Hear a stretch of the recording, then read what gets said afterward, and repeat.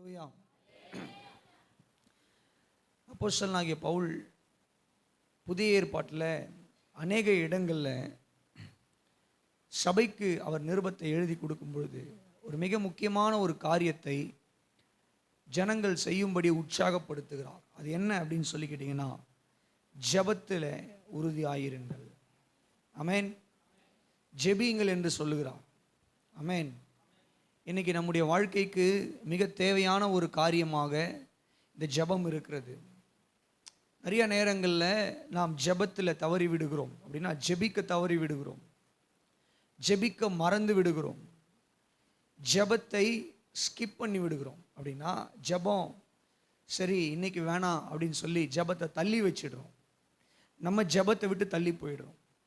நிறைய வேளைகளில் ஜெபிக்க மறந்துடுறோம், ஜெபம் வேணான்னு நினைக்கிறோம், அல்லது ஜெபத்தை தள்ளி வச்சிடுறோம் நம்முடைய வாழ்க்கையிலிருந்து, அல்லது நாம் ஜெபத்தை விட்டு விலகி தள்ளி இருக்கிறோம். ஆனால் கிறிஸ்தவ வாழ்க்கையில் ஒரு மிக முக்கியமான ஒரு பகுதி என்னன்னு சொல்லி கேட்டிங்கன்னா ஜெபம். ஆமென். என்னது? ஜெபம். என்னால் கத்தி பேச முடியாது இன்னைக்கு. இந்த பையன் வந்து கண் வச்சுட்டான்னு நினைக்கிறேன். எப்பவுமே கத்தி பேசுகிறீங்கன்னு. சரி, அதனால் இன்னைக்கு என்ன பண்ண முடியாது, கத்தி பேச முடியாது. அதனால் உங்களுடைய காதுகள் ரொம்ப கூர்மையாக இருக்கணும். இன்னைக்கு கேட்குதா? கிளியராக கேட்குதா? சவுண்ட் வைக்கணுமா? இன்னும் கேட்குது இல்லையா? சரி, அப்போ எனக்கு தான் சரியாக கேட்கல போல, இன்னும் அடிச்சுன்னு இருக்கு. சரி, கர்த்தர் நல்லவராக இருக்கிறார். அப்போது ஒரு கிறிஸ்தவனையும் ஜெபத்தையும் பிரிக்க முடியாது. ஏனென்றால் ஒரு கிறிஸ்தவனோடு கூட கிறிஸ்தவ வாழ்க்கையில் பிணைக்கப்பட்டிருக்கிறது தான் ஜெபம். ஆமென். நம்முடைய வாழ்க்கையில் ஜெபம் என்பது பிணைக்கப்பட்டிருக்கிறது. அதை நம்ம விட்டு என்ன பண்ண முடியாதுன்னு சொல்லிக்கிட்டா பிரிக்க முடியாது. அதுதான் கிறிஸ்தவ வாழ்க்கை. வேதத்தில் இன்னும் ஒரு சில வசனங்களை நான் உங்களுக்கு காண்பித்து கொடுக்க விரும்புகிறேன். பிலிப்பியர் 4வது அதிகாரத்தின் 6வது வசனம். வேகமாக எடுத்து வாசிங்க. பிலிப்பியர் 4:6.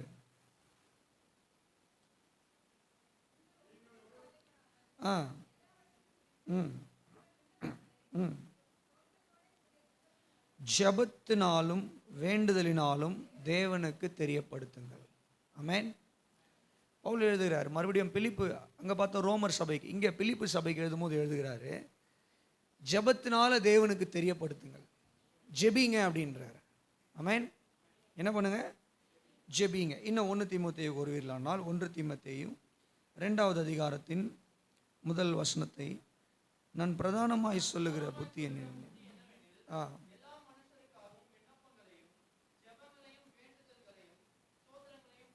ஆமென். எல்லா மனுஷருக்காகவும் என்ன பண்ணுங்க? ஜெபிங்க என்றார். சரி, இன்னும் வருவீங்க அப்படின்னா கொலேசியர் நிருபம் பிலிப்பியருக்கு அடுத்தது வரும். 4வது அதிகாரத்தின் 6வது வசனம்.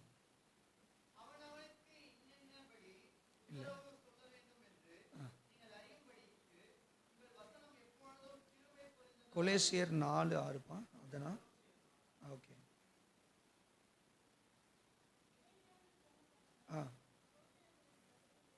எத்தனாவது வசனம்க்கா? 2வது வசனம். மன்னிக்கணும், 2வது வசனம். கொலேசியர் 4:2. 1 தெசலோனிக்கேயர் 5:17. 1 தெசலோனிக்கேயர் 5:17. இடைவிடாமல் ஜெபம் பண்ணுங்கள். ஆமென். இன்னும் பல வசனங்களை பேதுரு நிருபத்திலிருந்து, யாக்கோபு நிருபத்திலிருந்து, இதே பவுல் அப்போஸ்தலன் எழுதின கொரிந்தியர் நிருபமாக இருக்கலாம், அல்லது ரோமர் நிருபமாக இருக்கலாம், இன்னும் பல வசனங்களை ஜெபியுங்கள் ஜெபியுங்கள் ஜெபியுங்கள் ஜெபியுங்கள் என்று காண்பித்து கொடுக்க முடியும். ஒரு நாள் இயேசு கிறிஸ்துவினிடத்தில் சீஷர்கள் வந்து கேட்டாங்க. என்ன கேட்டாங்கன்னா, ஆண்டவரே எங்களுக்கு ஜெபிக்க கற்றுத்தாங்க, சொல்லிக் கொடுங்கப்பா, நாங்கள் எப்படி ஜெபிக்கணும்னு சொல்லிக் கொடுங்க. அப்போ ஆண்டவர் சொல்லிக் கொடுத்த ஒரு ஜெபம் தான் பரமண்டல ஜெபம். சரிங்களா? பரமண்டலங்களில் இருக்கிற எங்கள் பரமபிதாவை அப்படின்னு ஜெபிக்கிறோம் இல்லைங்களா? அந்த ஜெபத்தை கர்த்தர் ஏன் சொல்லி கொடுத்தாருன்னு சொல்லி கேட்டிங்கன்னா, ஏன்னா கர்த்தர் சொல்கிறாரு, அந்த சீஷர்கள் வந்து அவரிடத்துல கேட்குறாங்க, எங்களுக்கு ஜெபிக்க கற்றுத்தாங்க, சொல்லிக் கொடுங்க அப்படி. அதன் பின்பதாக ஆண்டவர் சிலுவையில் அறையப்படுவதற்கு முன்பதாக கெத்செமனே தோட்டத்தில் ஜெபிக்க போகும் பொழுது அவர் சீஷர்களை பார்த்து கேட்குறாரு, நீங்கள் 1 மணி நேரம் கூட உங்களால் விழித்திருந்து என்னோடு கூட ஜெபிக்க முடியாதா? அவர் சொல்கிறாரு, ஆவி உற்சாகம் உள்ளது தான், ஆனால் மாம்சம் பலவீனம் உள்ளது தான். அப்போ கொஞ்ச நேரம் உங்களால் ஜெபிக்க முடியாதா? அதே ஆண்டவராகிய இயேசு கிறிஸ்து நமக்கு வாக்கு கொடுத்திருக்கிறார். யோவான் 14வது அதிகாரம் 13, 14 ஆகிய வசனங்களில் வாசிக்க வேணாம். என் நாமத்தினாலே நீங்கள் எவைகளை கேட்பீர்களோ அவைகளை குமாரனில் பிதா மகிமைப்படும்படியாக அதை அவர் என்ன பண்ணுவார்னா உங்களுக்கு தந்தருள்வார். என் நாமத்தினாலே நீங்கள் ஜெபிக்கும் பொழுது உங்களுடைய வேண்டுதல்கள் கேட்கப்படும். ஆமென். அப்போ கவனிங்க, இங்கே வேதம் நமக்கு சொல்லுது, இயேசுவானவர் தம்முடைய சீஷர்களுக்கு ஜெபிக்க சொல்லிக் கொடுத்தார். இயேசுவானவர் தம்மை பின்பற்றுகிறவர்கள் ஜெபிக்கும்படி அவர்களை உற்சாகப்படுத்துகிறார். ஆதி அப்போஸ்தலர்கள் பவுலிலிருந்து பேதுருவிலிருந்து எல்லாருமே ஜெபிக்கிறவர்களாக இருந்தார்கள். ஜெபிங்கள் என்று சபைக்கு உபதேசங்களை கொடுத்தார்கள். ஆதி சபை ஏர்லி சர்ச் என்ன பண்ணாங்க, அது மட்டும் ஒரு வசனம் காண்பித்து கொடுத்து நான் செய்தியின் மைய பகுதிக்குள்ளே உங்களை கொண்டு செல்ல விரும்புகிறேன். அப்போஸ்தலர் 2வது அதிகாரத்தின் 42வது வசனம். அப்போஸ்தலர் 2:42. அவர்கள் அப்போஸ்தலருடைய உபதேசத்திலும் அந்யோன்யத்திலும் அப்பம் பிட்குதலிலும் ஜெபம் பண்ணுதலிலும் உறுதியாய் தரித்திருந்தார்கள். ஆமென். எதில் உறுதியாக இருந்தாங்க? டிவி பார்க்குறதுல கிடையாது, நான் மொபைல்லே தான் உட்காந்துட்டு இருப்பேன்னு கிடையாது, அல்லது பெட்ஷீட்டை இழுத்து போட்டுட்டு என்ன பண்ணுவேன்னா நல்லா ஃபேன் காற்றுல தூங்கிட்டே இருப்பேன் அப்படின்னு கிடையாது. எதில் உறுதியாக இருந்தாங்க? நான் சர்ச்சுக்கே போக மாட்டேன் அப்படின்னு உறுதியாக இல்லை, ஜெபத்தில் உறுதியாக இருந்தார்கள். 4 காரியம் அங்கே பார்க்குறோம். சர்ச் பேசிக்காக ஒரு சர்ச் உறுதியாக இருக்க வேண்டிய 4 காரியம் அதுதான்: உபதேசம், ஐக்கியம், கர்த்தருடைய பந்தி, ஜெபம். ஒரு சர்ச் ரொம்ப உறுதியாக இருக்க வேண்டிய 4 காரியம் இதுதான் அடிப்படையாக. ஏர்லி சர்ச்சில் தான், அந்த ஏர்லி சர்ச்னா ஆதி சபை. அப்போ ஆதி திருச்சபை, புதிய ஏற்பாட்டு ஆதி திருச்சபை ஜெபத்தில் உறுதியாக இருந்தாங்க. நீங்கள் இந்த ஜெபம் ஜெபித்தார்கள் அல்லது ஜெபம் என்கிற வார்த்தை புதிய ஏற்பாட்டில் அப்போஸ்தலர் நடவடிக்கைகளில் தான் நிறைய இடத்துல வருது. ஏன் அப்படின்னு சொல்லி கேட்டிங்கன்னா, நீங்கள் படித்து பாருங்கள், அப்போஸ்தலர் 1 அதிகாரத்திலிருந்து கடைசி அதிகாரம் வரைக்கும் படித்து பார்த்தீங்கன்னா, எங்கெல்லாம் எப்போதெல்லாம் சபைக்கு பிரச்சனையோ, எப்பெல்லாம் ஊழியத்தில் பிரச்சனையோ, எப்பெல்லாம் சீஷர்களுக்கு பிரச்சனையோ உடனே எல்லாரும் ஜெபிப்பாங்க. பவுல் ஜெபித்தார், பர்னாபா ஜெபித்தார், பேதுரு ஜெபித்தார், யாக்கோபு ஜெபித்தார், மற்ற சீஷர்கள் ஜெபித்தார்கள், சபை ஜெபித்தது. ஜெபம் ஜெபம் ஜெபம் ஜெபம். ஒரு நாள் சர்ச்சில் பிரச்சனை, புதிய ஏற்பாட்டு சபையில் பிரச்சனை. எதில் பிரச்சனைன்னு சொல்லிட்டுனா, பந்தி விசாரிப்பில் பிரச்சனை. எதில் பந்தி விசாரிப்புனா என்னது? சாப்பிடுறது. என்ன பிரச்சனைனா, ஒரு கூட்டத்தார் அன்னைக்கு கிரேக்கர்கள் யூதர்கள்னு என்ன பண்ணாங்கன்னா இருந்தாங்க. இன்றைக்கும் சில சபைகளில் அப்படி உட்கார வைக்கிறாங்க. ஒரு ஜாதியினரை ஒரு பக்கம், இன்னொரு ஜாதியினரை இன்னொரு பக்கம் அப்படின்னு சொல்லிட்டு சில சபைகளில் இன்றைக்கும் உட்கார வைக்கப்படுகிறது. அது கிறிஸ்தவத்தினுடைய அவல நிலைமை. கர்த்தர் இதெல்லாம் ஒரு நாள் அங்கீகரிப்பதில்லை. கிறிஸ்து இயேசுக்குள்ள நாம் தேவனுடைய பிள்ளைகளாக இருக்கிறோம். சரி, அப்போ கவனிங்க, புதிய ஏற்பாட்டு சபையில் கிரேக்கர்கள், யூதர்கள் அப்படின்னு மற்றும் புறஜாதிகள். அப்போது அதில் ஒரு கூட்டத்தாருக்கு சரியான பந்தி, அதாவது ஆகாரம் கொடுக்கப்படவில்லைன்னு சொன்னோன்னே எல்லாரும் சீஷர்களிடத்தில் கம்ப்ளைண்ட் பண்ணுறாங்க. அப்போ பேதுரு சொல்கிறார், ஒரு வார்த்தை சொல்கிறார். என்ன வார்த்தை சொல்கிறார் வாசிக்கலாமா? அப்போஸ்தலர் 6வது அதிகாரத்தின் 4வது வசனம். நாங்களோ ஜெபம் பண்ணுவதிலும் தேவ வசனத்தை போதிக்கிற ஊழியத்திலும் இடைவிடாமல் தரித்திருப்போம் என்றார்கள். ஆமென். அல்லேலூயா. 2வது வசனத்திலிருந்து வாசிக்கலாம். அப்பொழுது 12 சீஷர் கூட்டத்தை வரவழைத்து, வசனத்தை போதிக்காம நாங்கள் உங்களுக்கு இட்லி வேணுமா, இல்லை சிக்கன் குழம்பு வேணுமா, பிரியாணி வேணுமா, பீஸ் வேணுமா, இல்லை உங்களுக்கெல்லாம் சாப்பாடு வந்துதா, உங்களுக்கெல்லாம் வரலையா, அல்லது இதை கொடுக்கணும் அதை கொடுக்கணும்னு விசாரிப்பு பண்ணுறது எங்களுக்கு தகுதி அல்ல. அப்படின்றதுனுடைய அர்த்தம் என்னென்னா, எங்களுடைய வேலை, எங்களுடைய பிரதானமான வேலை என்னென்னா போதிக்கிறதும் ஜெபிக்கிறதும். எங்களை அதில் கான்சென்ட்ரேட் பண்ண விடுங்க. சபையில் பிரச்சனை. இப்போ பேதுருக்கிட்ட சீஷர்களிடத்தில் சொல்கிறாங்க, எங்களுக்கெல்லாம் சரியாக சாப்பாடு வரலன்ன உடனே, ஏம்மா எங்களுடைய ஊழியம் ஜெபிக்கிறதும் எங்களை அதில் கவனம் செலுத்த விடுங்க. நாங்கள் என்ன பண்ணுறோம், இதை விசாரிக்கிறதுக்கு தேவ ஆவியை பெற்ற மனுஷர்களை தெரிந்து கொள்ளுகிறோன்னு சொல்லிட்டு அப்புறம் என்ன பண்ணுறாங்க, ஸ்தேவான் மற்றும் மற்ற ஊழியர்களை தெரிந்தெடுத்து என்ன பண்ணுறாங்கன்னா பந்தி விசாரணை செய்வதற்காகவே அவங்கள சபையில் நிர்ணயிக்கிறாங்க. ஆமென். சத்தமாக சொல்லுமா? என்னங்க நல்லா ஆமேன்னு சொல்லுங்க. ஒருத்தன் இங்கே வந்து தொண்டை தண்ணி வத்தன்னுவாங்கல்ல, எனக்கு தண்ணி வத்தி அப்படி இருக்கு, அப்படியே நான் பேசிகிட்டு இருக்கேன், எனக்கு என்ன தலைவிதியா சொல்லுங்க? ஒரு நிமிஷம் சொல்லுங்களேன்.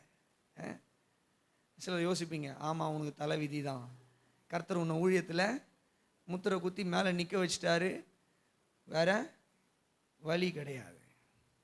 ஆமென். அல்லேலூயா. நீங்கள் தான் யாரோ ஜெபம் பண்ணியிருக்கீங்கன்னு நினைக்கிறேன். ஒவ்வொரு ஞாயிற்றுக்கிழமை ரொம்ப நேரம் பிரசங்கம் பண்ணுறாரு, ஏதாவது பண்ணி டைம் கம்மி பண்ணுங்க ஆண்டவரே, சீக்கிரமாக நாங்கள் வீட்டுக்கு போகிறதுக்கு அப்படின்னு. ஆனால் விட மாட்டேன். அக்கா சிரிக்கிறாங்க. இந்த கொஞ்சம் சத்தம் வந்தால் கூட விட மாட்டேன், உங்களுக்கு காது கேட்குற வரைக்கும். ஆமென். நல்ல ஒரு அல்லேலூயா சொல்லுங்களேன். சரி, கர்த்தர் நல்லவராக இருக்கிறார். நாங்கள்லாம் இல்லைன்னா தான் தெரியும் உங்களுடைய அருமை. கர்த்தர் நல்லவர். அப்போ கவனிங்க, ஆண்டவருடைய நாமத்திற்கு மகிமை உண்டாவதாக. அதாவது எங்களை மாதிரி வசனத்தை பேசுகிற ஊழியக்காரங்க இல்லாமல் போனால் தான் வசனத்தினுடைய அருமை என்ன அப்படின்னு தெரியும் அப்படின்னு சொல்ல வரேன் நான். கர்த்தர் நல்லவராக இருக்கிறார். அப்போது பேதுரு மற்றும் அப்போஸ்தலர்களும் சொல்கிறாங்க, என்ன சொல்கிறாங்க, எங்களுடைய வேலை ஜெபிக்கிறது. அதை பிரதமாக நான் என்ன சொல்ல வரேன்னா, ஜெபிக்கிறது எங்கள் வேலை, எங்களை ஜெபத்தில் தரித்திருக்க விடுங்க, போதனைகளை ஆயத்தப்படுத்த போதிக்கவும் ஜெபிக்கவும் எங்களை விடுங்க. அப்போ கவனிங்க, புதிய ஏற்பாட்டு சபையில் ஜெபம் மிக முக்கியமான ஒரு காரியமாக இருந்தது. சீஷர்களுடைய வாழ்க்கையில் ஜெபம் முக்கியமான ஒரு காரியமாக இருந்தது. இயேசுவானவருடைய வாழ்க்கையிலையுமே ஜெபம் மிக முக்கியமான ஒரு காரியமாக இருந்தது. இயேசு தேவன் தானே, அவர் ஏன் ஜெபித்தார்? அவர் பிதாவை நோக்கி ஜெபித்தார். ஏன் ஜெபிக்கணும்? இயேசு கடவுள் தானே. இயேசு கடவுள் தான். ஆனால் அவர் மனிதனாய் வாழ்ந்த நாட்களில் அவர் மனிதனாய் இருந்தபடியினால அவருக்கு பிதாவினுடைய ஐக்கியம் மற்றும் மனிதர்களுக்கு ஒரு முன்மாதிரியாகவும் அவர் இருக்கும்படியாக என்ன பண்ணுறாருன்னு சொல்லி கேட்டிங்கன்னா, ஜெபத்தை நமக்கு ஒரு முன் அடையாளமாக முன் மாதிரியாக வைத்தார். அல்லேலூயா. அப்போ கவனிங்க, இயேசுவானவரே ஜெபித்தாருங்க. சொல்லுங்க ஆமென் சொல்லுங்க. இயேசு என்ன பண்ணாரு? ஜெபித்தார். சீஷர்கள் ஜெபித்தார்கள். பேதுரு சொல்றாரு, ஏம்பா ஜெபிக்கிறதாம்பா எங்களுடைய வேலை, எங்களை வந்து பந்தியில் நிற்க வைக்காதீங்க, எங்களை ஜெபிக்கிறது எங்களுடைய வேலை, நாங்கள் ஜனங்களை பார்த்து அவங்களுக்காக ஜெபிக்கணும், மற்ற காரியங்களுக்காக ஜெபிக்கணும், அவர்களுக்கு உபதேசங்களையும் ஆலோசனைகளையும் கொடுக்கணும். ஜெபம். அதுக்கப்புறம் வாசிக்கிறோம் 2:42 வாசி அப்போஸ்தலர்களை சீஷர்கள் புதிய ஏற்பாட்டு அப்போஸ்தலருடைய உபதேசத்திலையும் ஐக்கியத்திலையும், அந்யோன்யம்னா ஐக்கியத்திலையும் அப்பம் பிட்குதல்லையும் ஜெபத்திலையும் உறுதியாயிருந்தார்கள். கவனிங்க, எதுக்கு நான் இதை சொல்றேன்னா, இன்னைக்கு சில நூதனமான உபதேசங்கள் வருது, நூதனமான புது உபதேசங்கள். ஜெபமே தேவையில்லை. எது தேவையில்லை? ஜெபம் தேவையில்லை. நான் இவ்வளோ வசனங்களை காட்டியிருக்கேன். இப்போ நீங்கள் ஒத்துப்பீங்களாண்ணா ஜெபம் தேவையில்லைன்னு யாராவது சொன்னா சொல்லுங்க, சொல்லுங்க. ஒத்துக்க மாட்டோம், இல்லை ஒத்துக்க கூடாது, ஒத்துக்கவே கூடாது. ஜெபம் என்பது நாம் தேவனோடு பேசுவதற்கு, தேவனோடு கூட ஐக்கியப்படுவதற்கு வைக்கப்பட்டிருக்கிற ஒரு காரியம். உதாரணத்துக்கு இங்கே திருமணமான அக்காங்க இருக்கிறீங்க, சகோதரிங்க இருக்கிறீங்க, இங்கே திருமணமான அண்ணன்மார்கள் அங்கிள்லாம் இருக்கிறீங்க, திருமணமாக போகிற வாலிப பிள்ளைங்கள்லாம் இருக்கிறீங்க. சரி, உதாரணத்துக்கு தம்பி எடுத்துக்கலாம். ரியாஸ் இப்போ அவருக்கு அடுத்த வருஷம் இல்லை, அதுக்கு அடுத்த வருஷத்தில் கல்யாணம் பண்ணிவிடுவோம். இந்த வருஷமே பொண்ணுலாம் பார்த்து கொடுத்தோம், அவர் வேணான்னு இருக்காரு, ஒரு வருஷம் டைம் கொடுங்கண்ணா அப்படின்னு. சரிப்பா, அடுத்த வருஷத்தில் முடிச்சிடலாம்.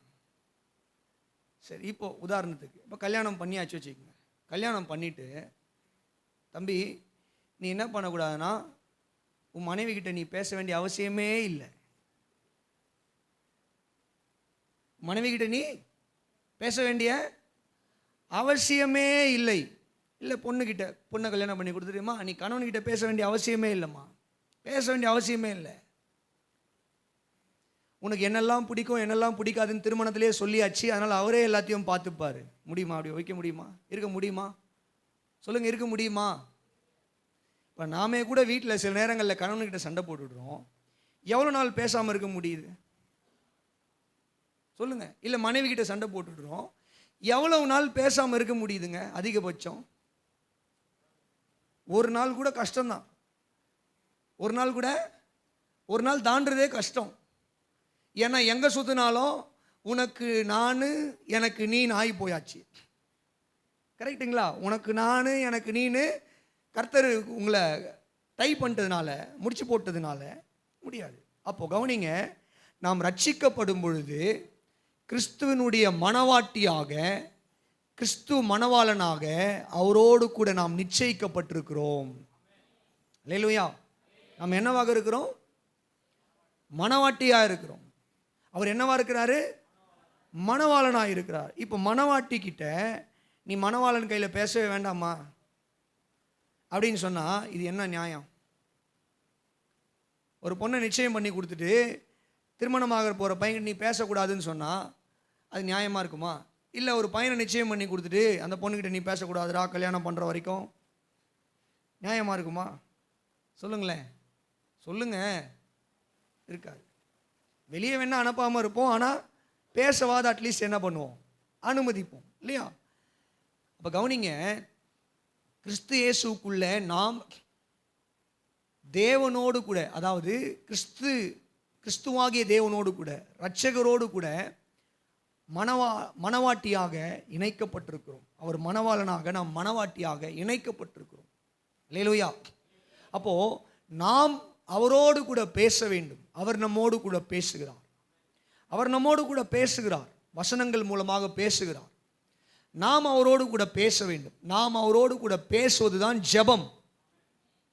நீங்கள் ஆண்டவர்கிட்ட பேசுகிற அனுபவம் உங்களுக்கு இல்லைன்னா, நீங்கள் உங்களுடைய மெய்யான ஒரு திருமணத்தை என்ன பண்ணுறீங்கன்னா அசட்டை பண்ணிக்கிட்டு இருக்கீங்க. இந்த பூமியில் நமக்கு நடந்த திருமணங்கள் எல்லாமே நீங்கள் பார்த்தீங்கன்னா பூமிக்குரிய திருமணம்.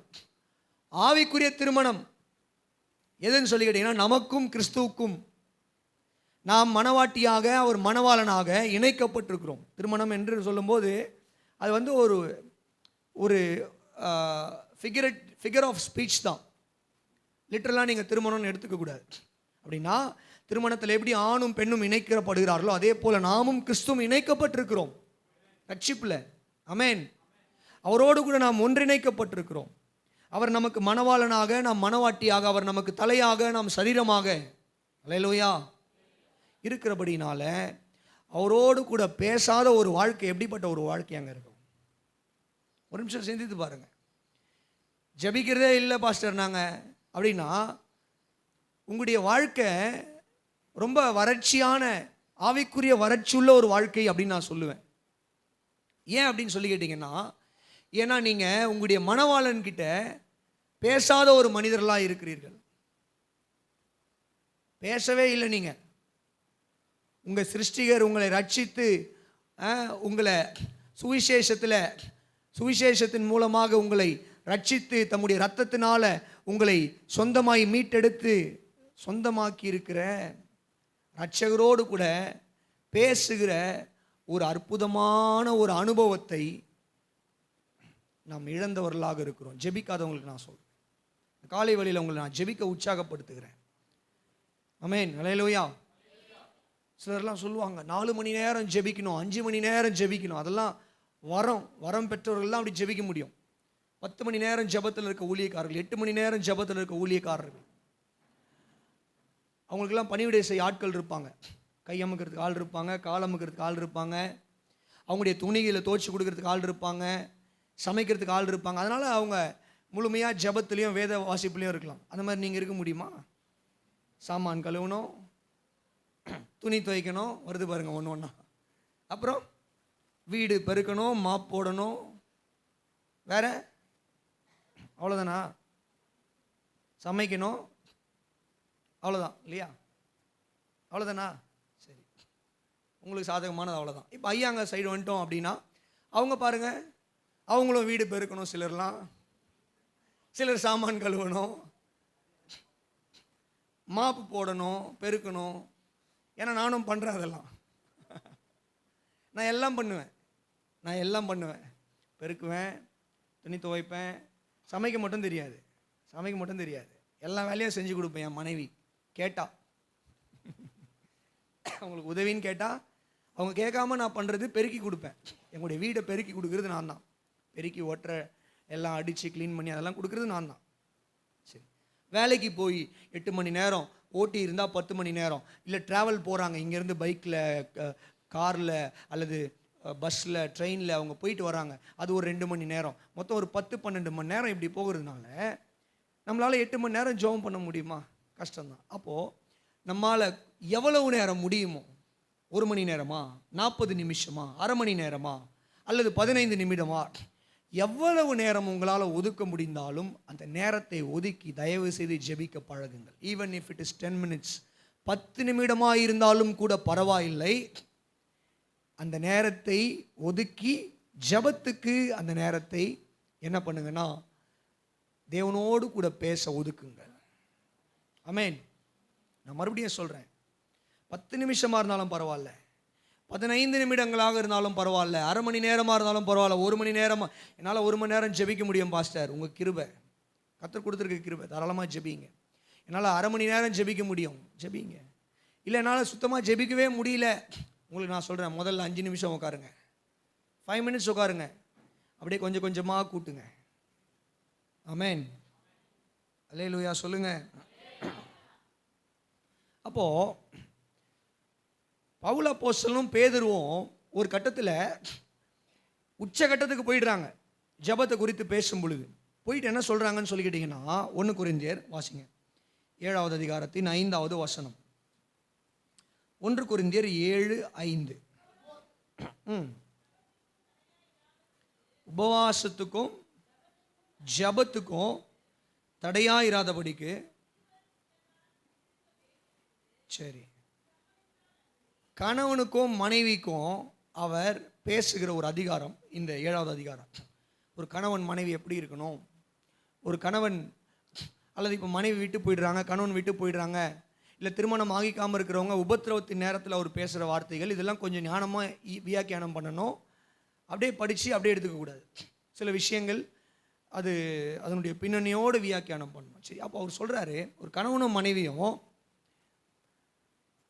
பிரிந்திருக்கிறதை குறித்து அவர் எழுதுகிறார். எந்தெந்த காரியங்களுக்கெல்லாம் அவங்க என்ன பண்ணலாம் அப்படின்னு சொல்லி கேட்டிங்கன்னா, பிரிந்திருக்கலாம். சண்டை போட்டு நான் அம்மா வீட்டுக்கு போயிடுவேன், அப்பா வீட்டுக்கு போயிடுவேன், பிரிஞ்சு போகிறாங்கல்ல, அந்த பிரிந்து இருக்கிறது கிடையாது. அவர் சொல்கிறாரு, ஒரு வேளை நீங்கள் ஜெபத்துக்கும் உபவாசத்துக்கும், மறுபடியும் வாசிங்க சிஸ்டர், தடையாயிராதபடிக்கு.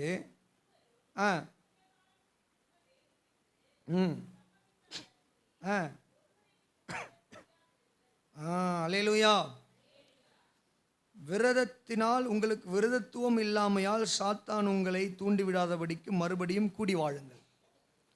கணவன் மனைவி கொஞ்ச நாள் பிரிஞ்சிருக்கிறத குறித்து அவர் பேசுகிறாரு.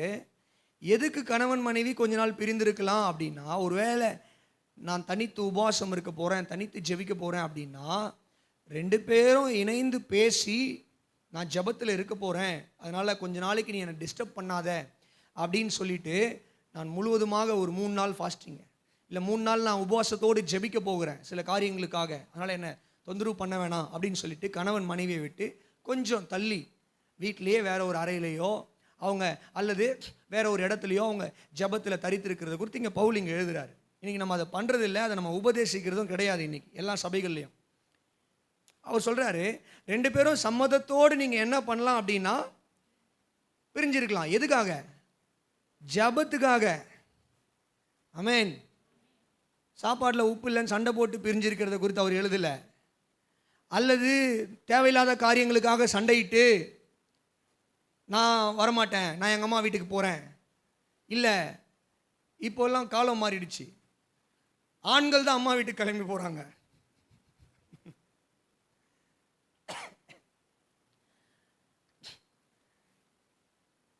நல்ல வேளை யாரும் ஆமேன்னு சொல்ல. ஆண்டவர் நாமத்திற்கு மகிமை உண்டாவதாக. எதுக்கு நான் சொல்ல வரேன் அப்படின்னு சொல்லி கேட்டிங்கன்னா, இன்றைக்கி நம்ம இதெல்லாம் பிரசங்கிக்கிறதும் இல்லை, இப்படி இருங்க, அல்லது இதையெல்லாம் நம்ம உபதேசிக்கிறதும் இல்லை இன்றைக்கி சபையில், கவனிங்க. ஆனால் பவுல் அப்போஸ்தலன் அன்றைக்கி எவ்வளவு இன்டென்ஸாக அப்படின்னா, எவ்வளவு ஆழமாய் தீவிரமாய் அவர் ஜபத்துக்கு முக்கியத்துவம் கொடுத்திருப்பாரானால் இந்த ஒரு சத்தியத்தை அவர் எழுதுகிறார். என்ன எழுதுகிறாரு? ஜபத்துக்கும் உபவாசத்துக்கும் உங்களுடைய கணவனோ அல்லது உங்களுடைய மனைவியோ தடையாக இருக்காதபடி பார்த்துக்கோங்க. ஒருவேளை உங்களுடைய மனைவி ஜபத்துக்காக தடை பண்ணுறாங்க, கணவன் தடை பண்ணுறாரு அப்படின்னா, நீங்கள் ஜபத்தில் இருக்க போகிற அந்த நாட்கள் வரைக்கும் உங்களுடைய மனைவியை விட்டு நீங்கள் பிரிந்துருங்க, உங்களுடைய கணவனை விட்டு நீங்கள் பிரிந்துருங்க. எதுக்காக பிரிந்திருக்கிறோம்? ஜபத்துக்காக. நல்லா கவனிங்க, எதுக்காக சொல்லுங்க? ஜபத்துக்காக. அப்புறம் சொல்றாரு, பிசாசு விரதத்துவத்தை தூண்டி தவறான பாவத்தில் விழ தள்ளாதபடிக்கு மறுபடியும் கூடி வாழ வேண்டும். பவுல் தான் இதை சொல்றாருன்னு நினைச்சேன் நான். நீங்களும் அப்படிதான் நினைப்பீங்க, ஆனால் கிடையாது. பேதுருக்கு வாங்க. 1 பேதுரு 3வது அதிகாரத்தின் 7வது வசனம்.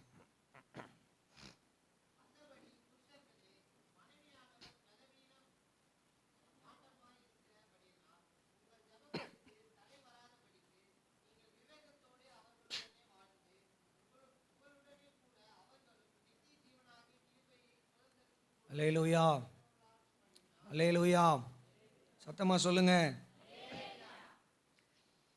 பேதுரு எழுதும் போது எழுதுறாரு, புருஷர்களே, மனைவியானவள் பலவீனமான பாண்டமாக இருக்கிறபடியால் உங்கள் ஜபங்களுக்கு தடை வராதபடிக்கு விவேகத்தோடு அவர்களோடு வாழ்ந்து. ஆமென். எதுக்கு தடை வராமல் பார்த்துக்கோங்கன்றாரு? ஏன் மனைவியோடு கூட விவேகமாக வாழுங்கன்னு சொல்கிறாரு? ஏன் கணவனோ மனைவியும் விவேகமாக வாழணும்னு சொல்கிறாரு? ஏன்னா உங்களுடைய ஜபத்துக்கு பேசுங்க, என்ன வரக்கூடாது? தடை வராதபடி பார்த்துக்குங்க. அப்போது கவனிங்க, புதிய ஏற்பாட்டு அப்போஸ்தலர்கள் பவுலாக இருந்தாலும் சரி, பேதுருவாக இருந்தாலும் சரி, எந்த இன்டென்ஸுக்கு போகிறாங்கன்னு சொல்லி பாருங்கள். எவ்வளவு தீவிரமாய் ஜபத்துக்கு முக்கியத்துவம் கொடுக்குறாங்க. கணவன் மனைவி நீங்கள் 2 பேரும் விவேகமாக நடந்துக்கணும்.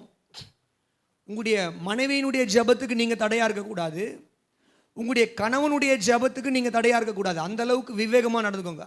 அங்கே பவுல் எழுதும்போது சொல்கிறாரு, ஒருவேளை தனித்திருக்க வேண்டுமானால் தனித்திருக்க. இங்கே பேதுரு எழுதுகிறாரு, தனித்திருங்க அப்படின்னு டைரெக்டாக எழுதலைன்னாலும், கூடி இருந்தாலும் 2 பேரும் ஒன்றா இருந்தாலும் ஒரே வீட்டில் இருந்தாலுமே ஒருவருடைய ஜபத்துக்கு, ஒருவருடைய ஜப நேரத்துக்கும் ஜப ஜீவியத்துக்கோ இன்னொருவர் தடையாக இராதபடிக்கு விவேகத்தோடு வாழுங்கள். அல்லேலூயா. புரிஞ்சவங்க மாத்திரம் ஒரு அல்லேலூயா சொல்லுங்க. அப்போ நான் என்ன சொல்ல வரேன்? இவ்வளோ நேரம் நான் என்ன பேசிக்கிட்டு இருக்கேன்? என் தொண்டை தண்ணி வத்த என்ன பேசிக்கிட்டு இருக்கேன்? ஜபத்தினுடைய முக்கியத்துவத்தை குறித்து பேசிக்கிட்டு இருக்கேன். ஆமென். இயேசு ஜெபித்தார், ஜெபிக்க சொல்லிக் கொடுத்தார்.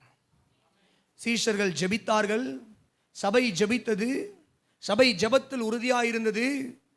சீஷர்கள் மற்ற கிறிஸ்தவர்களை ஜெபிக்கும்படி அவர்கள் உற்சாகப்படுத்தினார்கள்.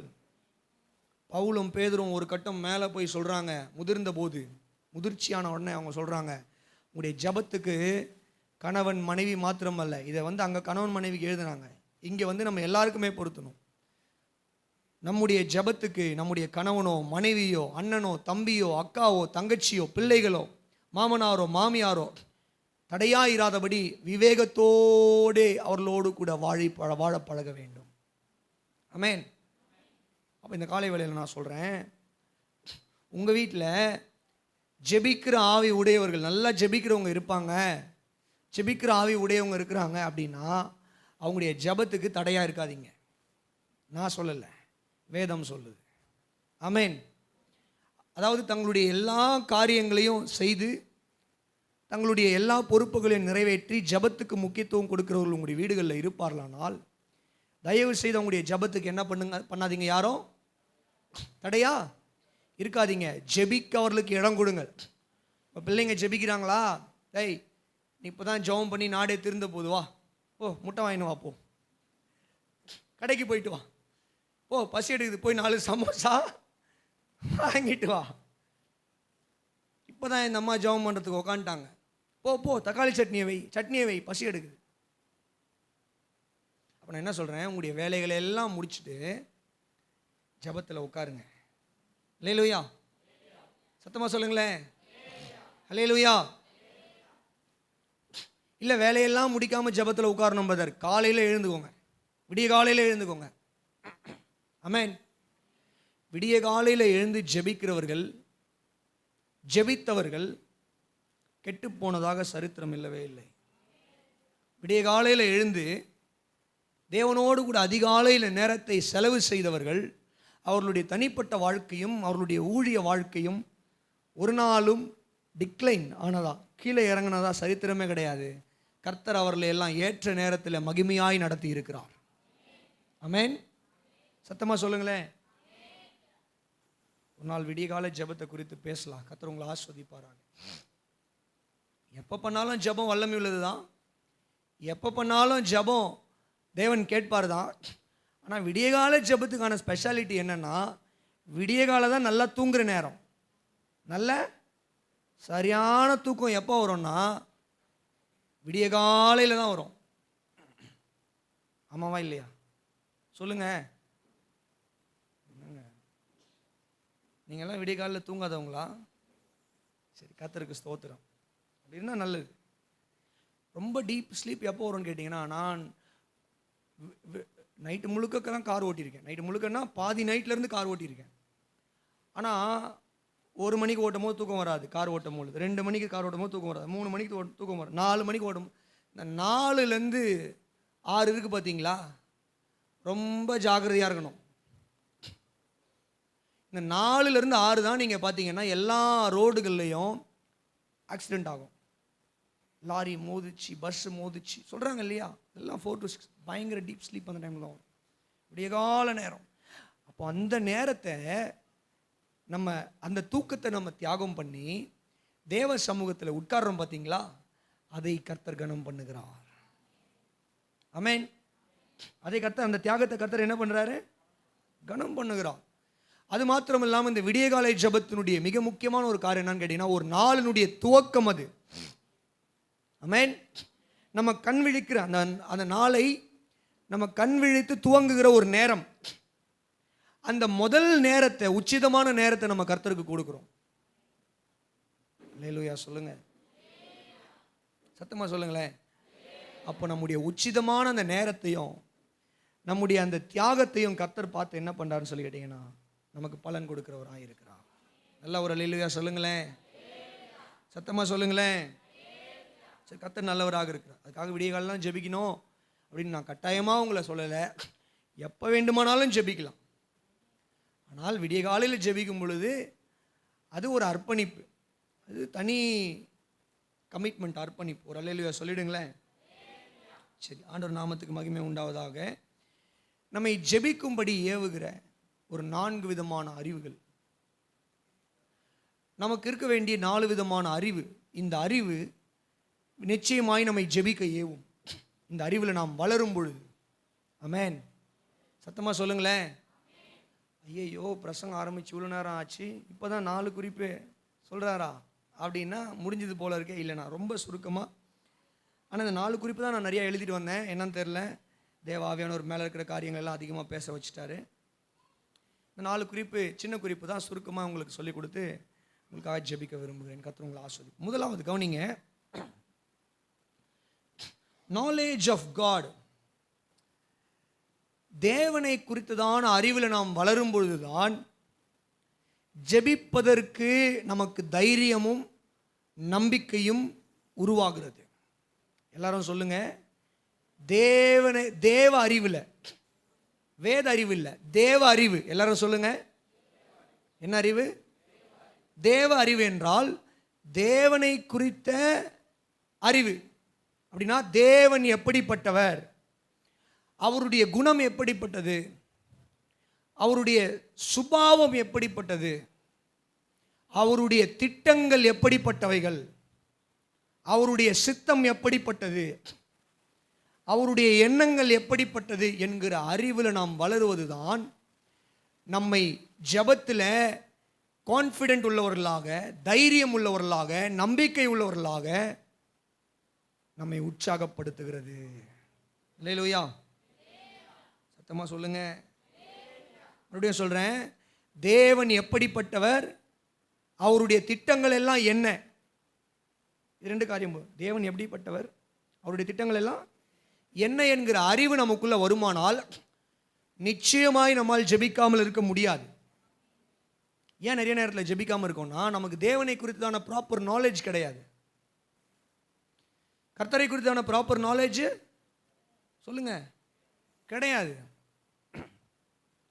வீட்டில் ஏதாவது ஒரு மிஷின் வாங்கி வச்சுருக்கீங்க, மைக்ரோவேவ் ஒன்று வாங்கி வச்சுருக்கீங்க, ஆனால் அதை பயன்படுத்தவே தெரியாது உங்களுக்கு.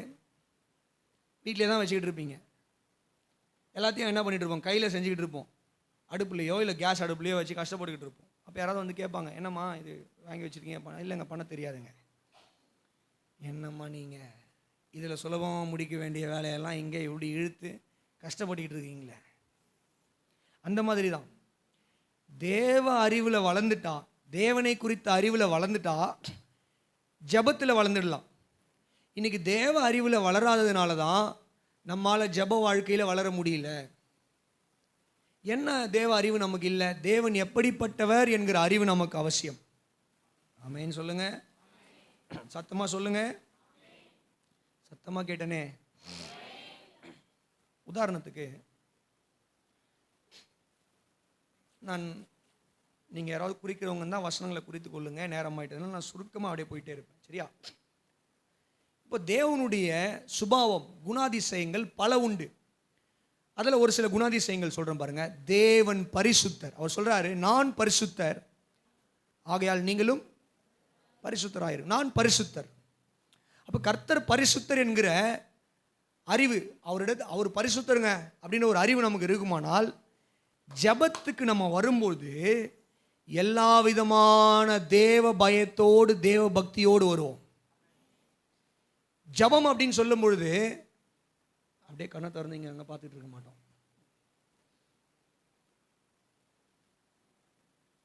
இதெல்லாம் பண்ண மாட்டோம். ஒரு நாள் ஏசாயா 6வது அதிகாரம் குறித்து கொள்ளுங்க. 6வது அதிகாரத்தின் முதல் 10 வசனங்களை குறித்து கொள்ளுங்க. ஏசாயா 6 முதல் 10 வசனம். கர்த்தர் ஏசாயாவுக்கு தரிசனமாகிறார். தரிசனத்தை ஏசாயா தேவனுடைய ஆலயத்தில் பார்க்கிறார். தேவ தூதர்கள்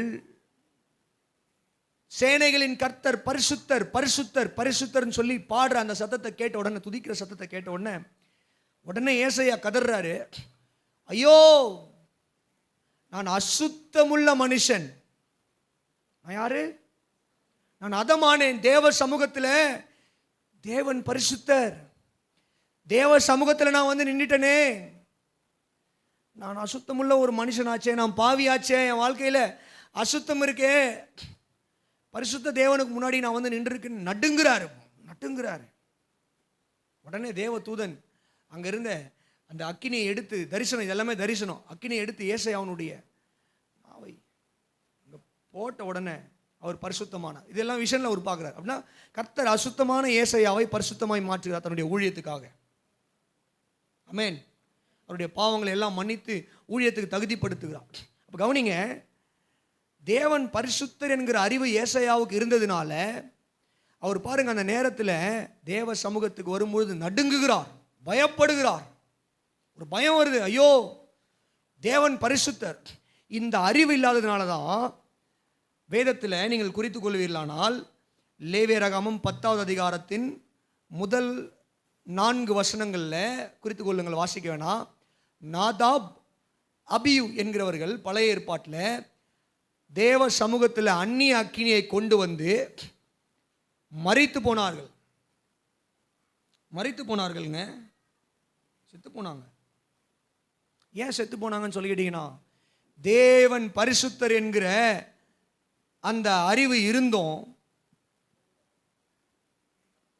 தேவன் தம்மை எப்படி பரிசுத்தராய் வெளிப்படுத்தியிருக்கிறார் என்பதை கேள்விப்பட்டும் பார்த்தும் தேவ சமூகத்தில் அவங்க வந்து என்ன பண்ணுறாங்கன்னு சொல்லி கேட்டிங்கன்னா, அஜாக்கிரதையாய் தேவன் சொல்லாத அக்கினியை கொண்டு வந்து தேவ சமூகத்தில் காட்டும் பொழுது கர்த்தர் அந்த இடத்துல அவர்களை அடிக்கிறார். இது பழைய ஏற்பாடு.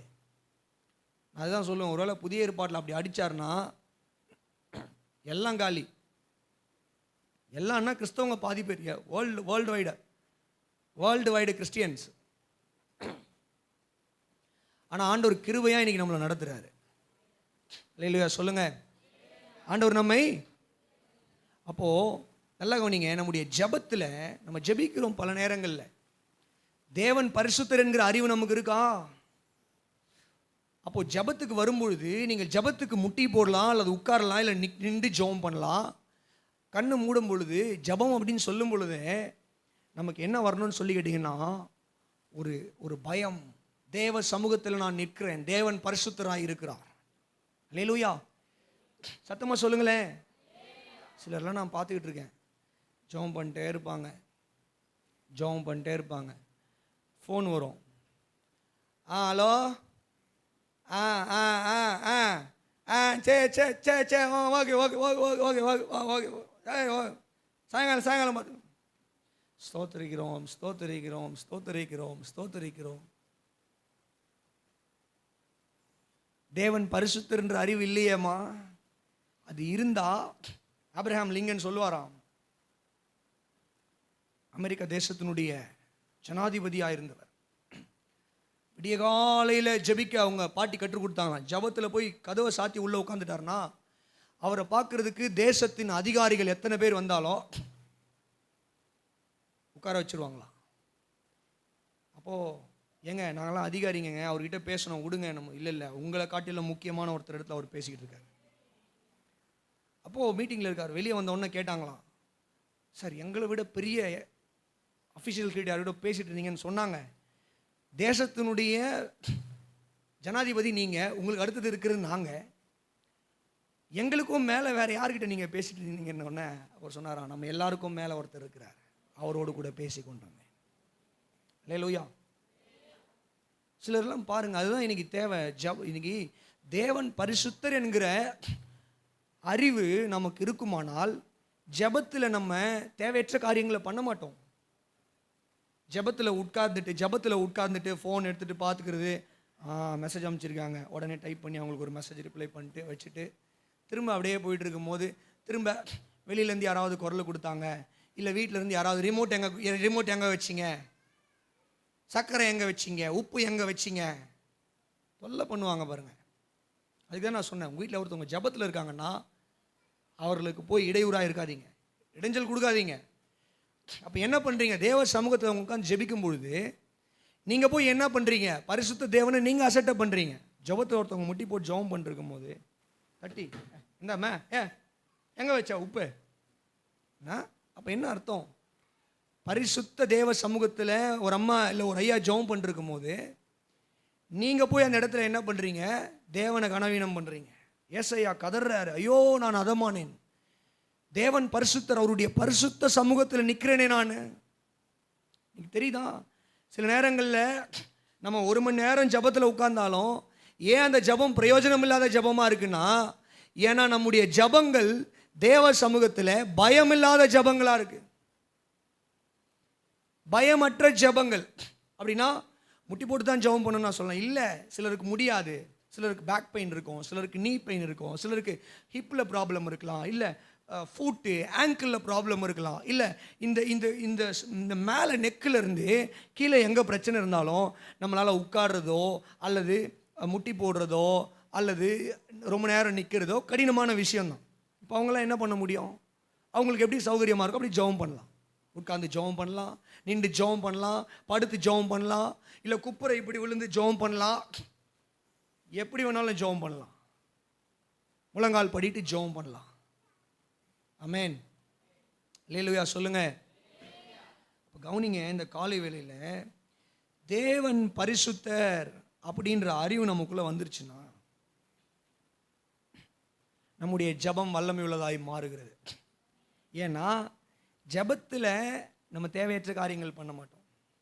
தேவையற்ற காரியங்கள் சொல்லுங்க, தேவையற்ற காரியங்கள் என்ன பண்ண மாட்டோம் ஜபத்தில் புரியுதா நான் சொல்றது? இது தேவன் பரிசுத்தர் என்கிற அறிவு. தேவன் எல்லாவற்றுக்கும் மேலானவராக இருக்கிறார் அப்படின்னு நான் கடந்த வாரத்தில் சொல்லியிருந்தேன். இப்போ கவனிங்க, மிக முக்கியமான ஒரு உதாரணத்துக்கு நான் வரப்போகிறேன். நான் இந்த ஒரு அறிவை மட்டும்தான் குறித்து சொல்லிட்டு இன்னைக்கு பிரசங்கத்தை முடிக்க போகிறேன். மிச்சம் இருக்கக்கூடிய 3 அறிவுகள் என்ன அப்படின்றத அடுத்த வாரத்தில் பேச போகிறோம். ஏன்னா நான் சாதாரணமாக தான் பேசணும்னு நினச்சேன் இந்த பிரசங்கத்தை. ஆனால் இது கொஞ்சம் கர்த்தர் ஆவியானவர் எனக்குள்ளேயே ஒரு ஏவுதலை கொடுத்து என் வாழ்க்கையை அவர் மோல்டு பண்ணி என்னை அந்த லெவலில் கொண்டு போயிட்டு இருக்கிறதுனால நான் பேச ஆரம்பித்த உடனே உங்களையும் என்னோட கூட என்ன பண்ணிட்டேன்னு சொல்லி கேட்டிங்கன்னா இழுத்துட்டு வந்துட்டேன். உங்களையும் என்னோட கூட இழுத்துட்டு சொல்லுங்க, எங்கே இழுத்துட்டு வந்துட்டேன்னா வசனத்தின் ஆழத்தில் கொண்டு வந்துட்டேன். இப்போ பாதியிலேயே விட்டுட்டு சுருக்கமாக முடிச்சுட்டு போக முடியுமான்னா என்னால் முடியாது. அதனால் கட்டாயமாக அடுத்த வாரத்தில் தியானிக்கலாம். ஒரு குறிப்பு மாத்திரம், ஒரு குறிப்புனா இந்த தேவ அறிவு மட்டும் நான் இன்றைக்கி பேசிட்டு முடிச்சிடுறேன். அப்பா இப்போ ஒரு சந்தோஷம், ஏன்னா 4 குறிப்பு சொன்னார், உன்னோட முடிச்சிடுறாராம். அப்பா ரொம்ப சந்தோஷம். ஒரு அல்லேலூயா சொல்லுவோமா? பாருங்கள், கர்த்தர் உங்கள் ஜெபத்தை கேட்குறாரு. எனக்காக ஜெபம் பண்ணுங்கள், சீக்கிரமாக தொண்டை சரியாயிடணும்.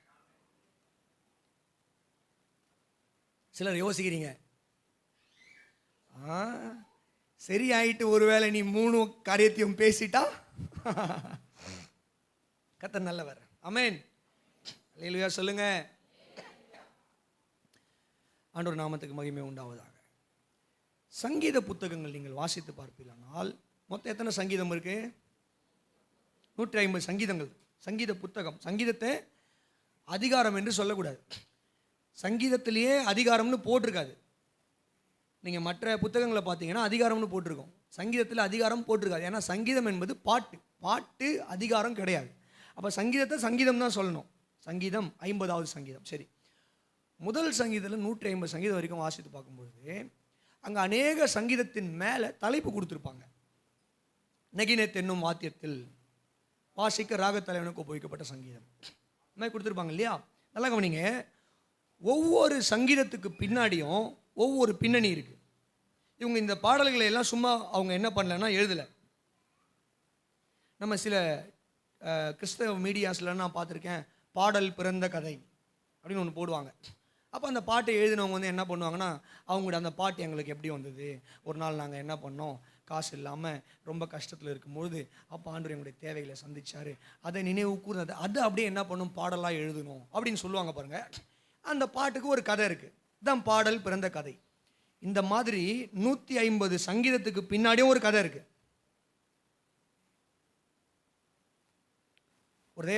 ஒரு வேத அறிஞர் என்ன பண்ணியிருக்காருன்னா, இந்த 150 சங்கீதத்துக்கும் அவர் என்ன பண்ணியிருக்காருன்னா ட்ரெஷரி ஆஃப் டேவிட் அப்படின்றது. நீங்கள் அதை பார்த்தீங்கன்னா பெரிய ஒரு புத்தகம். 150 சங்கீதங்களுக்கான பெரிய ஒரு எக்ஸ்போசிஷன்.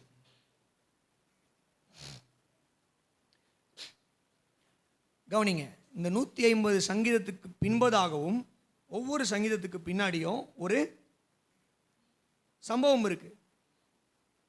ஆமென். அல்லேலூயா. சரி, இப்போ இந்த சங்கீதங்கள் எல்லாம் எதுக்கு நான் இப்போ கொண்டு வரேன்னு கேட்டிங்கன்னா, இந்த சங்கீதங்களை பாடின தேவ மனிதர்கள் தேவன் எப்படிப்பட்டவர் என்கிற அறிவு அவர்களுக்கு இருந்தபடியினால, தேவன் எப்படிப்பட்டவர் என்கிற அறிவு இருந்தபடியினால தான் அவங்க என்ன பண்ணுறாங்கன்னா இந்த சங்கீதங்கள் எல்லாம் அவ்வளவு நுணுக்கமாய் பாடியிருக்கிறாங்க. உதாரணத்துக்கு நான் உங்களுக்கு ஒரு சில காரியங்களை சொல்ல விரும்புகிறேன். கர்த்தர் உங்களை ஆஸ்வதிப்பாராக. சங்கீத புத்தகத்தில் நீங்கள் வாசித்து பார்ப்பீர்களானால் அநேக இடங்களில் தேவன் உன்னதமானவர், சகலத்தையும் ஆளுகை செய்கிறவராய் இருக்கிறார் அப்படின்னு சொல்லி நிறைய வசனங்கள் வரும். உதாரணத்துக்கு நீங்கள் குறித்து கொள்ளலாம். சங்கீதம் 86வது சங்கீதம் 8, 9 ஆகிய வசனங்கள், 97வது சங்கீதத்தின் 9வது வசனங்கள் எல்லாம் வாசித்து பார்ப்பீர்களானால் கர்த்தர் உயர்ந்தவராக இருக்கிறார், அவருக்கு நிகரில்லை, அவர் சர்வத்தையும் படைத்து எல்லாவற்றையும் ஆளுகிறவராய் இருக்கிறார். அல்லேலூயா. சத்தமாக சொல்லுங்களேன்.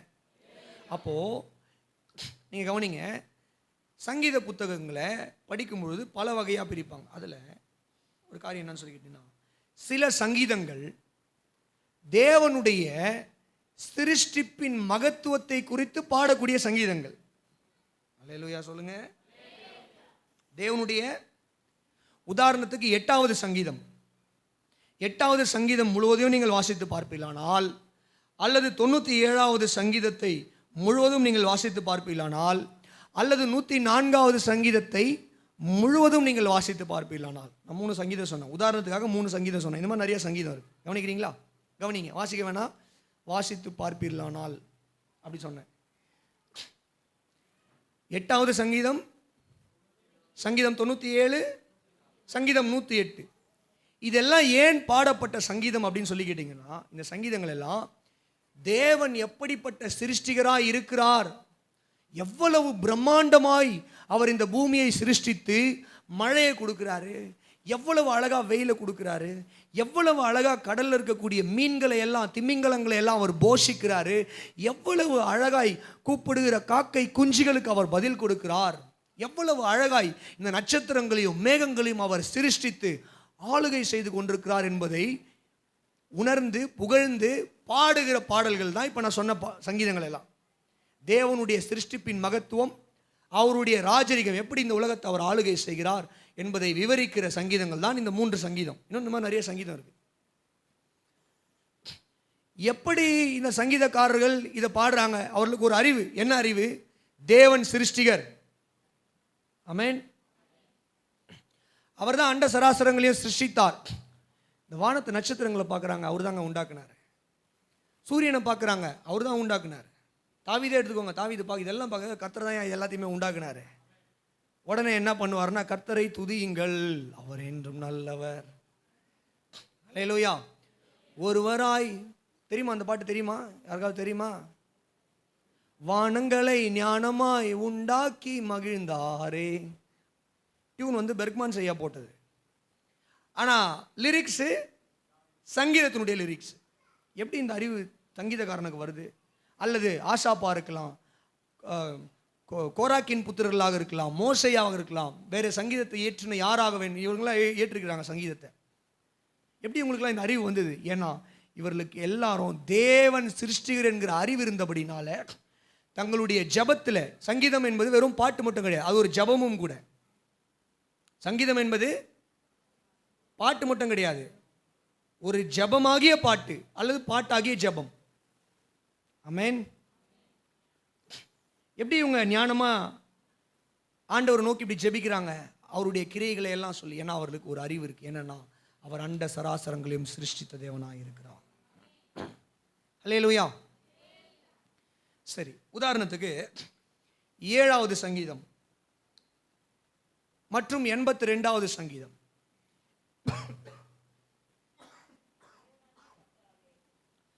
இந்த 7வது சங்கீதத்தை நீங்க முழுமையா வாசி பார்க்கும்போது அதனுடைய பின்னணி என்னன்னு சொல்லி கேட்டீங்கன்னா, தேவன், கவனிங்க, தேவன்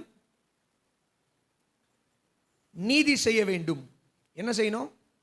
கர்த்தர் தான் எங்களுக்கு நீதி செய்யணும். எங்களுக்கு நீதி செய்யறதுக்கு வேற யாரும் கிடையாது. கர்த்தர் தான் எங்களுக்கு நீதி செய்யணும் அப்படின்னு சொல்லி தேவ சமூகத்தில் முறையிடுகிற ஒரு சங்கீதம். ஆண்டவரே, நீர் எங்களுக்கு நீதி செய்வீர், நீதி செய்யுங்க, எங்களுடைய சத்துருக்களுக்கு விடுதலையாக்கி, எங்களுடைய சத்துருக்கள் கைக்கு எங்களை மீட்டெடுத்து எங்களுக்கு நீதி செய்யுங்க, முகாந்திரம் இல்லாமல் எங்களுக்கு துன்பப்படுத்துகிறாங்க அப்படின்னு பாடுற ஒரு சங்கீதம் தான் 7வது சங்கீதம். இப்போ இதுவே நீங்கள் 82வது சங்கீதத்துக்கு வருவீங்கன்னா, இந்த சங்கீதத்தினுடைய பின்னணி என்னன்னு கேட்டிங்கன்னா, தேசத்தில் ஆளுகை செய்கிற ரூலர்ஸ், ராஜாக்கள், பிரபுக்கள் மற்றும் நியாயாதிபதிகள், நியாயாதிபதிகள்னா ஜட்ஜஸ், நியாயாதிபதிகள், இவர்களுக்கு எச்சரிப்பு கொடுக்கிற, இவர்கள் மீது வரப்போகிற நியாய தீர்ப்பை குறித்து வெளிப்படுத்துகிற ஒரு சங்கீதம் தான் இந்த 82வது சங்கீதம். அப்போ தேவன் நியாயம் செய்வார், தேவன் நீதி செய்வார். இந்த சங்கீதங்கள் எல்லாம் இந்த மாதிரி நிறைய சங்கீதம் இருக்கு. அதெல்லாம் வாசித்து பார்க்கும்பொழுது கர்த்தர் அவர்களுக்கு நியாயம் செய்வார், கர்த்தர் அவர்களுக்கு நீதி செய்வார், கர்த்தர் துன்மார்க்கனை தாடையில் அடிப்பார், கர்த்தர் துன்மார்க்கனுக்கு என்ன பண்ணுவார்னா நீதியை சரி கட்டுவார். படிச்சிருக்கீங்களா? அதெல்லாம் கேள்விப்பட்டிருக்கீங்களா? படித்தவங்க, கேள்விப்பட்டவங்க மட்டும் ஒரு அல்லேலூயா சொல்லுங்க. ஏன் இதெல்லாம் பேசுகிறாங்கன்னா, அவர்களுக்குள்ள ஒரு அறிவு. என்ன அறிவுனா, தேவன் நீதி உள்ளவர், அவர் நீதி செய்வார். ஆகவே என்ன பண்றாங்கன்னு சொல்லி கேட்டீங்கன்னா, ஜபத்தில் வந்து உட்கார்ந்து ஆண்டவரே எங்களுக்காக நீதி செய்யும். அவங்களுக்கு துன்பம் வந்த உடனே, அவங்களுக்கு கஷ்டம் வந்த உடனே, அவங்களுக்கு போராட்டம் வந்த உடனே என்ன பண்ணுறதுன்னு தெரியாமல் அழுதுகிட்டே உட்காந்துட்டு இல்லை, அல்லது எனக்கு எதுவுமே தேவையில்லைன்னு சொல்லிட்டு அவங்க போட்டுட்டு போகல, அல்லது உதவிக்காக மனிதர்களிடத்தில் அங்கே அங்கே அங்கே அங்கே அங்கே அலைந்து திரிந்தே கொண்டிருக்கவில்லை. அவங்க என்ன பண்ணாங்க? ஜெபம் பண்ணாங்க. ஏன் ஜெபம் பண்ணாங்க? அவங்களுக்கு ஒரு அறிவு இருந்தது. என்ன அறிவுனா, தேவன் நீதி உள்ளவர். Our God is a righteous God. Our God is a just God. தேவன் அவர் நீதி உள்ளவர், அவர் நீதி செய்கிறவராய் இருக்கிறார் அப்படின்ற அறிவு அவர்களுக்கு இருந்ததுனால, அநீதி இழைக்கப்பட்ட போது, அநியாயம் நடந்த போது உடனே என்ன பண்ணுறாங்கன்னா, தேவ சமூகத்தில் உட்கார்ந்து ஜெபிக்கிறார்கள். இந்த அறிவு நம்ம நிறைய பேருக்கு இருக்கிறது இல்லை. எந்த அறிவு? தேவன் நீதி உள்ளவர், அவர் நீதி செய்வார். அதனால் நம்ம என்ன பண்ணுறோம்னு சொல்லி கேட்டிங்கன்னா, சில காரியங்கள் எல்லாம் விட்டுடுறோம். அவ்வளோதான், நம்ம தலைவிதி இப்படி தான் போல அப்படின்னு கிடையாது. கர்த்தர் நீதி உள்ளவர் என்கிற அறிவு நமக்கு இருக்குமானால், நாம் நம்முடைய காரியங்களை குறித்து கவலைப்பட மாட்டோம். நம்முடைய காரியங்களை குறித்து உதவி செய்யாத மனிதர்களிடத்தில் போயிட்டு ஒவ்வொரு வாரமும் அவங்க கதவை தட்டிக்கிட்டு எங்களுக்கு நீதி செய்யுங்க, எங்களுக்கு உதவி செய்யுங்க, எங்களுக்கு உதவி செய்யுங்க, அங்கே போய் நின்றுட்டு இருக்க மாட்டோம். ஆண்டவரே, தேவ சமூகத்தில் உட்கார்ந்து கர்த்தர் எங்களுக்கு நீதி செய்யுங்க. அல்லேலூயா, சத்தமாக சொல்லுங்களேன். இப்படிதான் தேவ அறிவு நம்மை ஜெபிக்க ஏவுகிறது. இன்னொரு காரியம், தேவனுடைய குணாதிசயங்களில் இன்னொன்று என்னன்னு சொல்லிக்கிட்டா, சிட்சிக்கிறவர். அவர் நம்மை சிட்சிக்கிறவர்னா என்னங்க சொல்லுங்க? தப்பு பண்ணும்போது கண்டிக்கிறது மட்டும் இல்லை, தண்டிக்கிறதும். தலை மேலேயே 2 போட்டு சொல்கிறோம் இல்லையா சில நேரத்தில் பிள்ளைங்களுக்கு. கர்த்தர் சிட்சிக்கிறவர். கர்த்தர் யாரிடத்தில் அன்பு கூறுகிறார்களோ என்ன பண்ணுறாரு? சிட்சிக்கிறார். அப்போ ஆண்டவர் உண்மையே நம்ம நேசிக்கிறார்னா, ஆண்டவர் நம்ம தவறு செய்யும் போது தண்டிப்பார், சிட்சிப்பார். அவர் நம்மளை தண்டிக்கலைன்னா அவர் நம்மளை பிள்ளைங்களா பார்க்கலன்னு அர்த்தம். இன்னைக்கு எழுதி வச்சுக்கோங்க. நம்ம தவறு செய்யும்போது, நான் எவ்வளோ பாவம் பண்ணுறேன், கர்த்தர் என்ன ஒன்றுமே பண்ணலையே அப்படின்னா 2 காரியம் தான் இருக்கணும். ஒன்று, கிருபையாக இறக்கமாக நீங்கள் மனம் திரும்ப நேரம் கொடுக்குறாரு. 2வது, அவர் நம்மளை பிள்ளையாகவே பார்க்கலன்னு அர்த்தம். சிலர் எல்லாம் ஒரு பிள்ளையாக பார்க்காம என்ன பண்ணுவார்னா, கடைசி நியாயத்தீர்ப்பில் சேர்த்து வச்சு என்ன பண்ணிடுவாருன்னு சொல்லி கேட்டிங்கன்னா, ஒரே அடியா, ஐயோ ஆண்டவரே உங்களுடைய நாமத்தில் நாங்கள் பேயை ஓட்டணும், பிசாசு ஓட்டணும், உங்களுடைய நாமத்தில் இதை பண்ணோம் அதை பண்ணோம். தம்பி, நீ யாருன்னு எனக்கு தெரியாதுப்பா, தயவு செய்து போயிடு. ஐயோ நாங்கள் இயேசுவின் பிள்ளைகள், நாங்கள்லாம் பாடு ஆராதிச்சு என்னென்னவோ பண்ணோமே. ஃபாதர் அழகாக பாடினாங்க அந்த பாட்டை. இந்த மாதிரி நிறையா பாடல்களை எல்லாம் நாங்கள் பாடி, ஃபாதர் ஐயா ஃபாதர் பெர்க்மான்ஸ் எழுதினாங்க பாட்டு, சாரால் நவரோஜி அம்மா எழுதின பாட்டெல்லாம் பாடி நாங்கள் தேவ பிள்ளைகளாச்சே. நாங்கள் இல்லைப்பா, நீ யாருன்னு எனக்கு தெரியாது, தயவு செஞ்சு போயிடு. ஏன் ஆண்டவர் தெரியாதுன்னு சொல்கிறாரு? ஏன்னா இவர்கள் எல்லாம் தேவ சித்தம் செய்யாதவர்கள். அப்போ கவனிங்க, தேவன் சிட்சிக்கிறார் என்கிற அறிவு நமக்கு இருக்குமானால், நம்ம தவறு செய்யும்போது, பாவம் செய்யும்போது தேவ சமூகத்தில் வந்து மண்டிட்டு ஜெபிப்போம். இருதயத்தை கடினப்படுத்த மாட்டோம். புரியுதா உங்களுக்கு? புரிஞ்சவங்க ஒரு அல்லேலூயா சொல்லுங்க. சங்கீதத்து 150 சங்கீதத்தில் 7 சங்கீதம் இட்ஸ் அ பெனிடென்ஷியல் சங்கீதம். அப்படின்னா பாவம் செய்த பிறகு தேவ சமூகத்தில் அந்த பாவத்தின் நிமித்தமாய் ஒரு தண்டனை வந்த உடனே, ஐயோ ஆண்டவரே எங்களை அடித்தது போதும், எங்களை சிட்சித்தது போதும், எங்களை கைவிடாமல் எங்களை காப்பாற்றுங்கப்பா அப்படின்னு சொல்லி தேவ சமூகத்தில் வந்து கெஞ்சி கதறி மன்னிப்புக்காக வேண்டிய சங்கீதங்கள் 7 சங்கீதம் இருக்குது. குறிக்கிறவங்க குறிச்சிக்கோங்க. சங்கீதம் 6, சங்கீதம் 32, சங்கீதம் 38, சங்கீதம் 51, சங்கீதம் 102, சங்கீதம் 130, சங்கீதம் 143. ஒரு தடவை நான் மறுபடியும் உங்களுக்கு சொல்கிறேன். சங்கீதம் 6, சங்கீதம் 32, சங்கீதம் 38, 51, 102வது சங்கீதம், 130வது சங்கீதம், 143 இந்த 7 சங்கீதங்களும் நீங்கள் பார்த்தீங்கன்னா இந்த பக்தர்கள் ஏதோ ஒரு விதத்தில் பாவம் செய்து. அதில் ஒரு உதாரணம் மட்டும் சொல்கிறேன். தாவீது பத்சேபாள் இடத்துல பாவம் செய்து விட்டான். தாவீது பத்சேபாள் இடத்துல இப்போ நாத்தான் வந்து கண்டித்த உடனே மனம் திரும்பி தாவீது பாடுற சங்கீதம் தான் 51வது சங்கீதம். அதை தாவீது சொல்கிறார், ஆண்டவரே உடைய பரிசுத்த ஆவியை என்னை விட்டு எடுத்துக்கொள்ளாமல் ரட்சண்யத்தின் சந்தோஷத்தை எனக்கு திரும்ப தாங்க. அல்லேலூயா சொல்லுங்க. அப்போ கவனிங்க, தேவன் அடிப்பாரு, அதே நேரத்தில் தேவன் மன்னிக்கிறவருமாய் இருக்கிறார். அல்லேலூயா சொல்லுங்களேன். 130வது சங்கீதத்தின் 4வது வசனம், தானியேல் 9வது அதிகாரத்தின் 10வது வசனம் சொல்லுது, அவரிடத்தில் திரளான மன்னிப்பு உண்டு. என்ன உண்டா? எவ்வளோ மன்னிப்பு உண்டு? அவர் மன்னிக்கிறவர் என்ற அறிவு இருக்குமானால், அவர் தண்டிக்கிறவர், சிட்சிக்கிறவர், பாவத்தை நியாயந்திருக்கிறவர் என்கிற அறிவு இருக்குமானால், ஒரு கிறிஸ்தவன் பாவம் செய்யும் பொழுது தன்னுடைய இருதயத்தை கடினப்படுத்த மாட்டான்.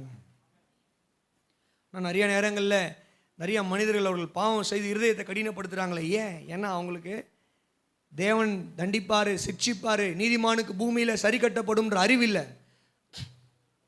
நீதிமானுக்கு பூமியில் சரி கட்டப்படும் என்று பழைய ஏற்பாட்டில் சொல்லப்பட்டிருக்கிறது, புதிய ஏற்பாட்டில் வேதத்தில் 2 இடத்துல சொல்லப்பட்டிருக்கிறது. அப்படின்னா என்ன அர்த்தம்?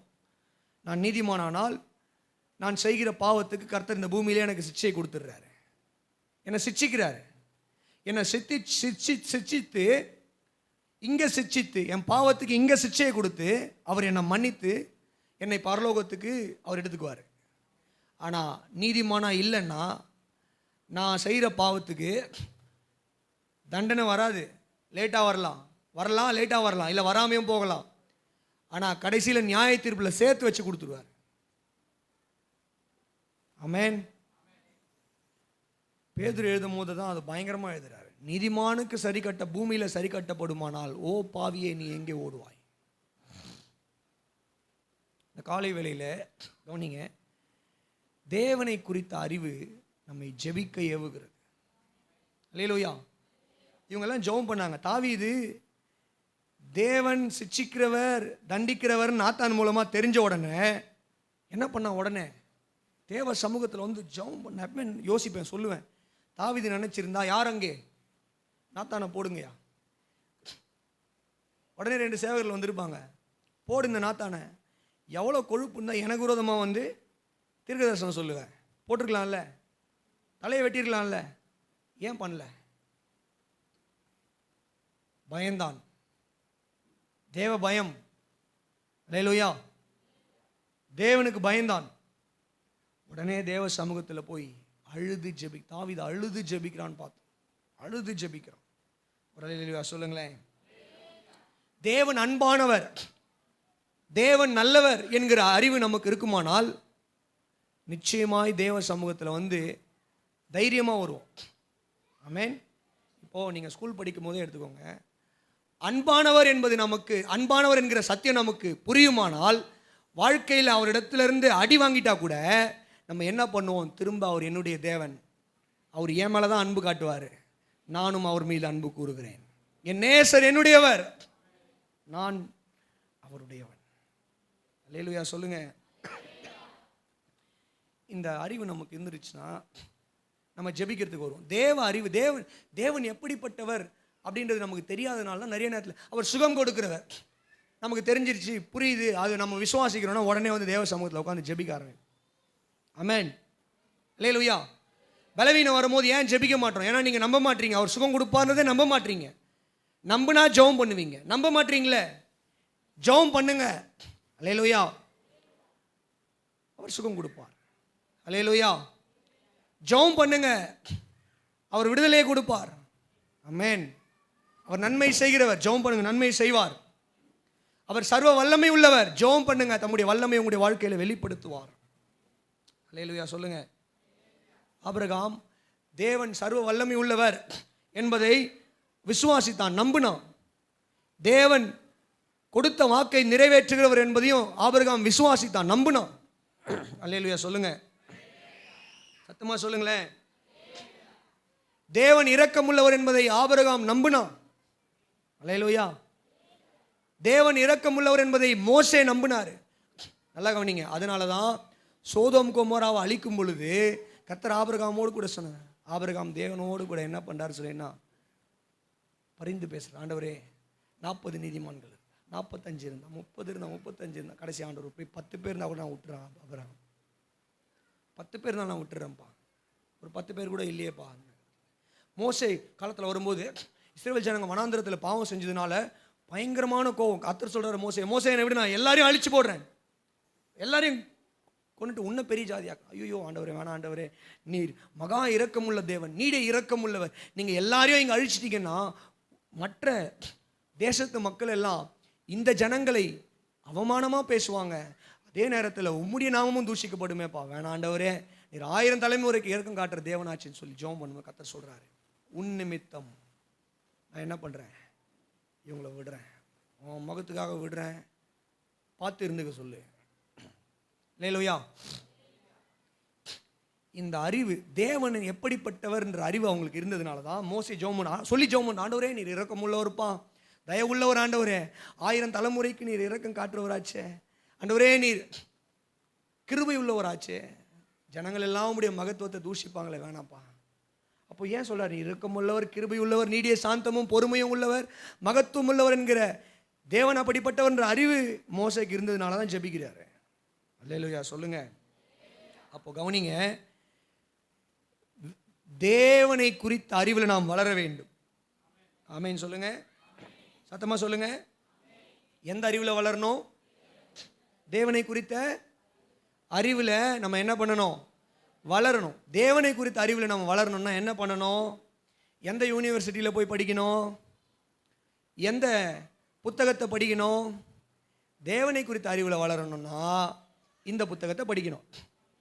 தேவனை குறித்த அறிவில் வளரணும்னா எந்த யூனிவர்சிட்டியில் போய் படிக்கணும்னா இந்த ஜீசஸ் லவ்ஸ் மீ சர்ச்ன்ற சபைக்கு வந்து படிக்கணும். ஒரு அல்லேலூயா சொல்லுங்க. நம்ம மக்கள் நம்முடைய சபையில் வந்து கேட்கணும். வீடியோ பார்ப்பாங்க சிலர்லாம், அந்தந்த சபைக்கு போய் என்ன பண்ணணும்? சத்தியத்தை கேட்டு தேவ அறிவில் வளரணும், தேவனை குறித்த அறிவில் வளரணும். அல்லேலூயா சொல்லுங்க.